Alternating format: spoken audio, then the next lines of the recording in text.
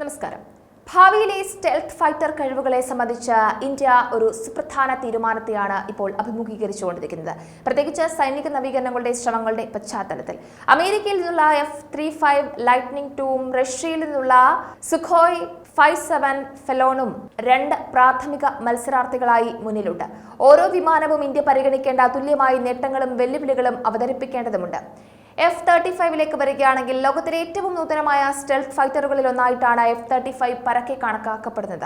മികച്ച സ്റ്റെൽത്ത് കഴിവുകൾ, നൂതന കമ്പ്യൂട്ടിംഗ് സിസ്റ്റങ്ങൾ, ലോങ് റേഞ്ച് സെൻസറുകൾ എന്നിവ ഇത് അവതരിപ്പിക്കുന്നുണ്ട്. ഇത് ആധുനിക വ്യോമ പോരാട്ടത്തിൽ ശക്തമായ എതിരാളിയാക്കുന്നു. റഡാർ സിഗ്നലുകളെ ഫലപ്രദമായി ആഗിരണം ചെയ്യുന്ന വസ്തുക്കളെ ഉപയോഗപ്പെടുത്തി കുറഞ്ഞ റഡാർ ക്രോസ് സെക്ഷൻ പ്രവർത്തനങ്ങൾക്ക് ഊന്നൽ നൽകുന്നതാണ് F-35 ഡിസൈൻ. കൂടാതെ വിമാനം യുദ്ധദൗത്യങ്ങളിൽ സജീവമായി ഉപയോഗിച്ച് അതിന്റെ പ്രശസ്തിയും പ്രവർത്തന വിശ്വാസ്യതയും വർദ്ധിപ്പിക്കുകയും ചെയ്തിട്ടുണ്ട്. എന്നിരുന്നാലും മുമ്പ് വിമാനം വാങ്ങിയ തുർക്കിയിൽ ഏർപ്പെടുത്തിയതിന് സമാനമായ നിയന്ത്രണങ്ങളെക്കുറിച്ചുള്ള ആശങ്കകളാണ് F-35നോടുള്ള ഇന്ത്യയുടെ താൽപര്യം മങ്ങിപ്പിച്ചതിന് പിന്നിൽ എന്നും വിവരങ്ങളുണ്ട്. ഇന്ത്യയുടെ നീക്കങ്ങളിലേക്ക് ലോകം അത്യന്തം വമ്പിച്ച ശ്രദ്ധ തന്നെയാണ് കൊടുത്തുകൊണ്ടിരിക്കുന്നത്. അടുത്തത് സുഖോയ് 57 ഫെലോണിലേക്ക് വരികയാണെങ്കിൽ മറുവശത്ത് 5ാം തലമുറയിലെ സ്റ്റെൽത്ത് യുദ്ധവിമാനങ്ങൾക്കുള്ള റഷ്യയുടെ ഉത്തരമാണ് ഈ പറഞ്ഞ സുഖോയ് 57.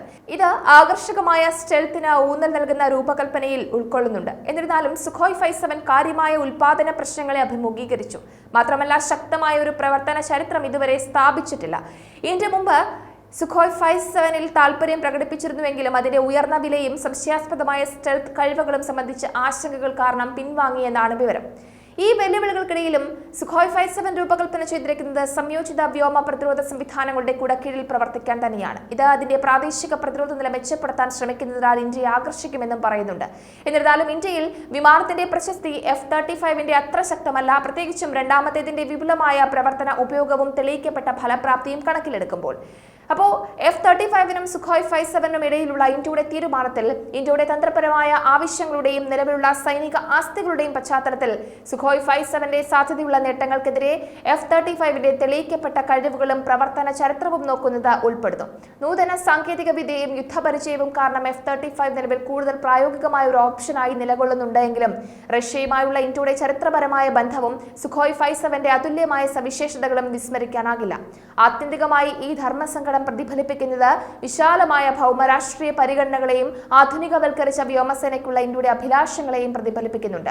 AMCAയോടുള്ള IAFന്റെ പ്രതിബദ്ധത പരിശോധിക്കുകയാണെങ്കിൽ ഇന്ത്യൻ വ്യോമസേന അഡ്വാൻസ് മീഡിയം കോമ്പാക്ട് എയർക്രാഫ്റ്റ് അതായത് AMCA പദ്ധതിയിൽ ഉറച്ചു നിൽക്കുകയും റഷ്യൻ Su-57 അടിസ്ഥാനമാക്കിയുള്ള 5ാം തലമുറ യുദ്ധവിമാനം പദ്ധതി പുനരുജ്ജീവിപ്പിക്കുന്നതിനെ കുറിച്ച് ആലോചിക്കുകയോ അല്ലെങ്കിൽ ഏറ്റെടുക്കാനുള്ള ഉദ്ദേശമോ ഇല്ല എന്നും പറയുന്നുണ്ട്. വില കൂടിയ അമേരിക്കൻ F-35 സ്റ്റെൽത്ത് ജെറ്റുകൾ ആവശ്യമായ അനുമതികൾ നേടുന്നതിലേക്ക് പുരോഗമിക്കുന്ന AMCA പിന്തുണയ്ക്കുന്നതിലാണ് ശ്രദ്ധ കേന്ദ്രീകരിക്കുന്നതെന്നും മുതിർന്ന IAF ഉദ്യോഗസ്ഥൻ പറയുന്നുണ്ട്. $2 ബില്യൺ വികസന ബജറ്റുള്ള AMC പ്രോഗ്രാം FGFA അല്ലെങ്കിൽ F-35 എന്നിവയുമായി താരതമ്യപ്പെടുത്തുമ്പോൾ IAFന് കൂടുതൽ ചിലവ് കുറഞ്ഞതും തന്ത്രപരമായി സ്വതന്ത്രവുമായ പാതയായി കണക്കാക്കപ്പെടുന്നുണ്ട്. ഇതിന് ഉയർന്ന നിക്ഷേപം ആവശ്യമാണ്. അപ്പോൾ IAF അതിന്റെ പ്രവർത്തന ആവശ്യങ്ങളുമായി പൊരുത്തപ്പെടാത്ത ബാഹ്യ പങ്കാളിത്തത്തെ ആശ്രയിക്കാതെ അവരുടെ നിർദ്ദിഷ്ട ആവശ്യകതകൾ നിറവേറ്റുന്ന ഒരു യുദ്ധവിമാനം വികസിപ്പിക്കാൻ ലക്ഷ്യമിടുന്നുവെന്നും വിവരമുണ്ട്. AMCA ഇന്ത്യയുടെ വ്യോമ പ്രതിരോധ ശേഷി വർദ്ധിപ്പിക്കുമെന്നും മറ്റു രാജ്യങ്ങളുമായി വിപുലമായ സാങ്കേതിക സഹകരണം വളർത്തിയെടുക്കുമെന്നും പ്രതീക്ഷിക്കുന്നുണ്ട്. AMCയുടെ 7 സ്ക്വാഡനുകളെ ഉൾപ്പെടുത്താൻ IAF പദ്ധതിയിടുന്നുവെന്നാണ് വിവരം.